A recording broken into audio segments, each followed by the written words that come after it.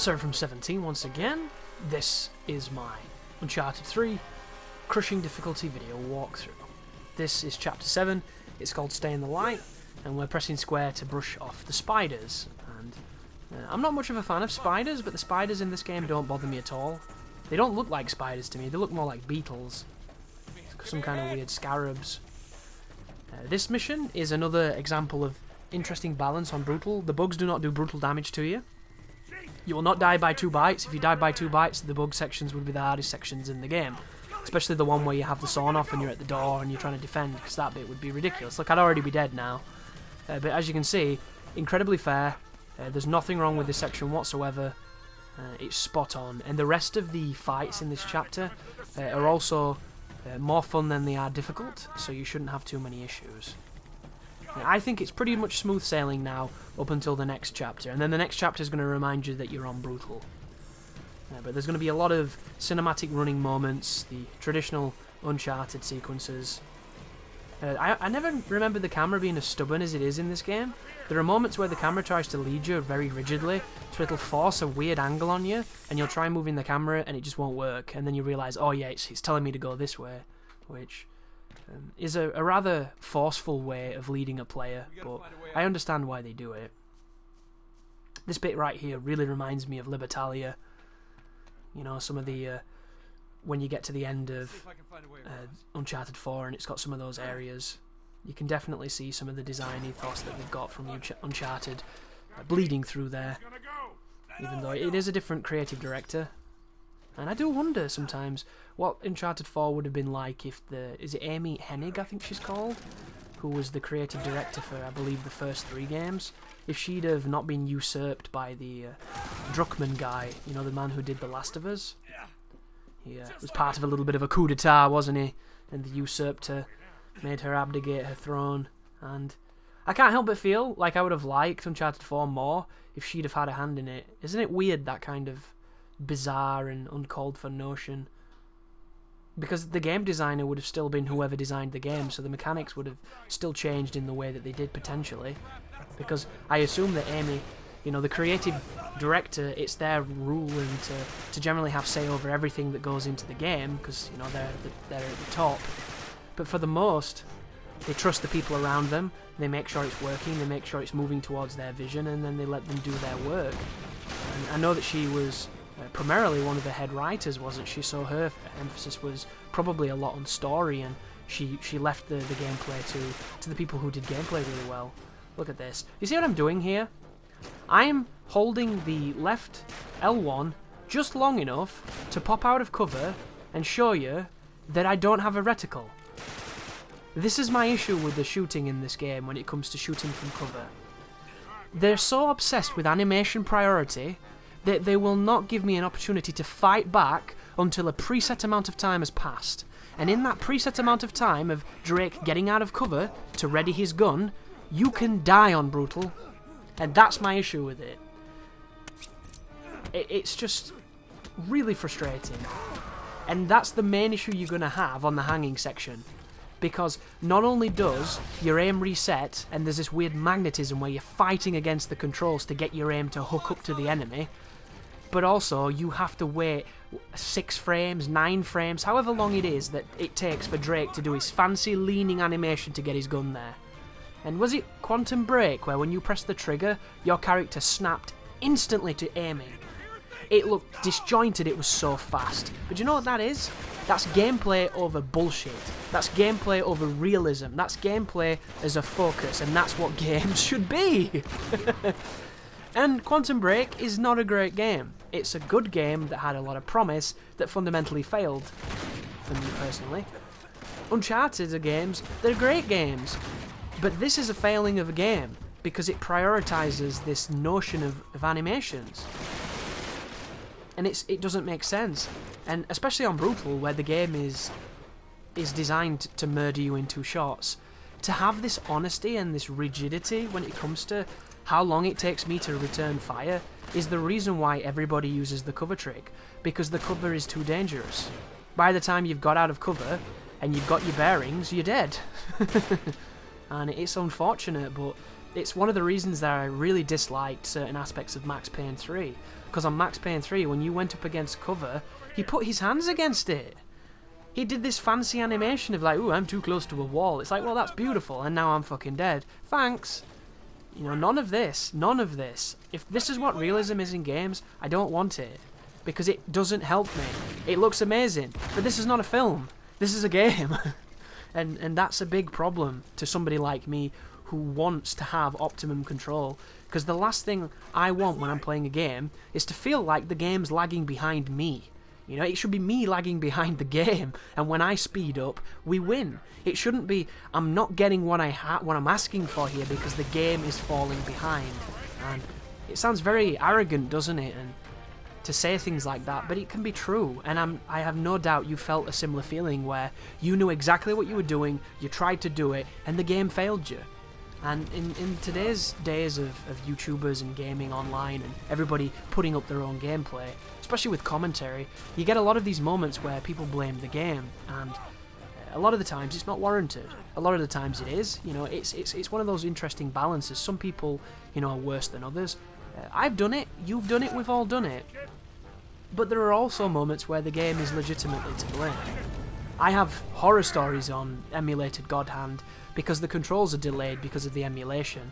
It's not massively delayed, but it's delayed enough. And there are times when you can flick the analog, you know exactly what's coming, and you get hit because you didn't do it quick enough because of the delay.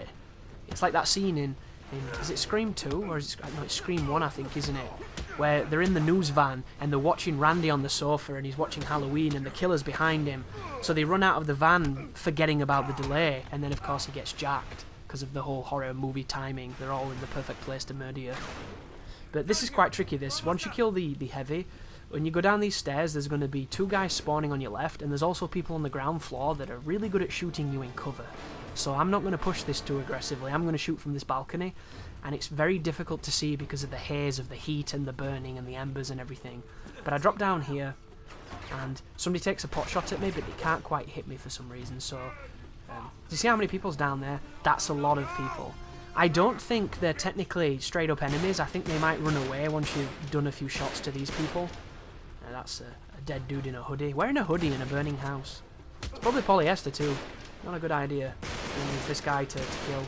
Sully's having a really good go. I don't mind it when Sully gets involved. At least he's useful, unlike that mummy dude from the caravan level.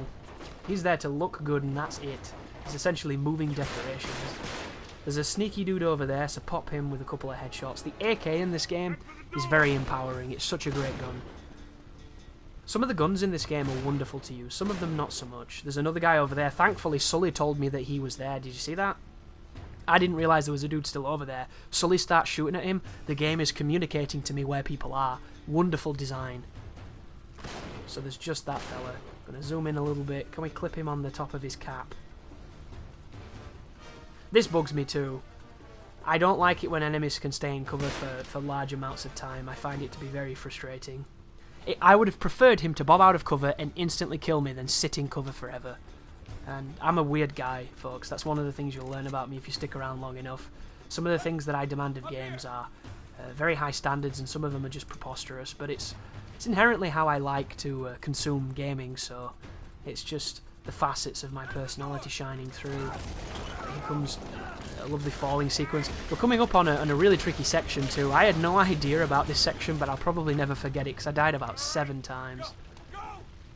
And I feel like these are the moments where the balance just, they didn't care. You know when you skim through something quickly and you miss a couple of important things, but as a whole you get the good things? This is what they did. They skimmed through most of the levels, picking out the bits they thought would be difficult, and they never imagined that anybody could have trouble shooting 2 people. But it's a lot harder than it looks, that. I had a Magnum then, which really saved me, and you're going to notice whenever I pick up these power weapons, which is what I'm going to call them because I'm a Gears player, the power weapons are exactly that. They're a weapon of opportunity that can do incredible damage when wielded correctly.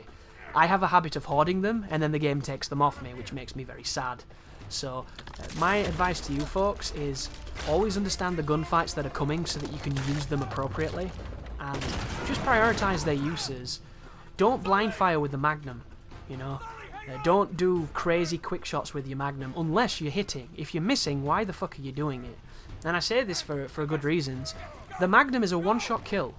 on most standard enemies. If you hit a heavy on the head, it instantly kills him. You have a gun that can have 12 rounds of instant death if you're accurate enough. That is a game changer. That is better than 50 bullets in a micro Uzi. Because 50 bullets in a micro Uzi might be 3 kills with how inaccurate and annoying that gun can be to kill people with. But in the Magnum, it's very different. As long as you hit those shots, you have a gun that can deal with anything. So you need to use these weapons with responsibility to get the full use out of them.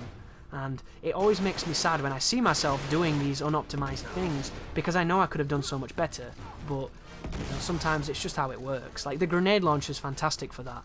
The grenade launcher can be amazing, and it can also be a bouncy ball of douchiness. It can control you. And if you don't get direct impact and make them detonate, you can do some terrible shots that don't even help. They hurt you more than they do anything.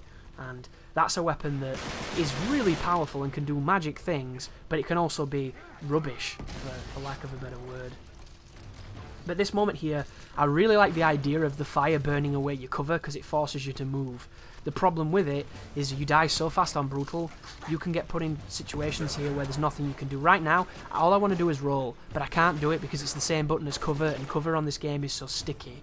It's beyond frustrating.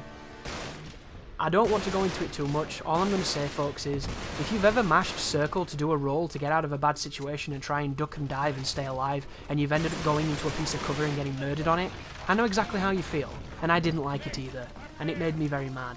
But you've got to be aware that that's how the game works. And I always try and play it like Gears. I like trying to bounce into cover to get that speed boost, and this game's just like, nope, we don't do that mechanic, sorry. Ooh, something I've not mentioned and I should mention. Ammunition on Brutal can be a problem, but there is a trick that you can do to get yourself a free refill of a weapon. And all you have to do is pick up a different weapon, go to the ammo refill of the gun that you wanted to refill, and then swap weapons with that. Instead of getting an extra 2 bullets, you'll get a fresh clip. You can do this with any gun that there is more than one of on the battlefield and something else to swap it out with. I meant to say that earlier, and I might have said it, but if I didn't, I've reiterated it here.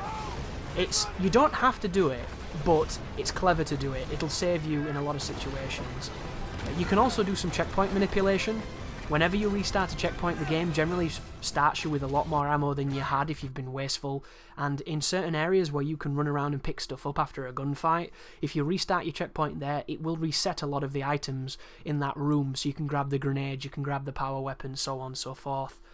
But just understand how powerful the checkpoints can be and how you can manipulate them. And of course, the ammunition trick is very functional, but not necessary. You won't see me do it too much, but whenever I get a good gun, you'll see me do it. Thank you for watching. You take care now.